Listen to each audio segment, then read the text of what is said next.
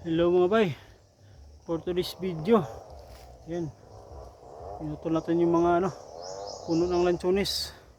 Mano-mano lang yan, kaso parang nabubungi yung natin, palakol mga bay. Ang tigas kasi itong lansones. Yan, mano-mano lang. Maubos na natin to, medyo konti na lang, dyan na lang banda.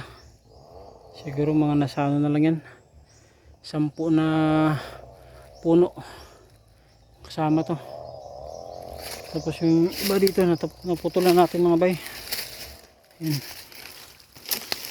pinutol natin kasi nagtanim tayo ng saging dito. Yan, habang hindi pa tumutubo yung saging natin, pinutulan natin itong puno ng mga lansones.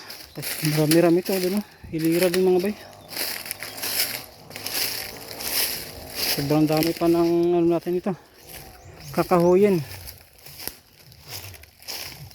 Habang wala pa tayong activity dito mga bay sa ating farm, yan, durian, binibiyak-biyak din natin, tapos pinapatuyo. Yan, lalaki ng mga puno mga bay. Yung mga ginulong-gulong ko na durian di pa nabiyak. Yan, dito na lang banda yung hindi pa naputol mga bay. Ito na lang dito na part, pero konti na lang yan. Dandahan lang tayo mga bay, no? Matatapos din natin to, kahit mano-mano lang tayo, palakol yung gamit. Yan, patuloy na natin yun. At hanggang dito lang mga bay. Happy Sunday sa lahat. Ingat po tayo palagi.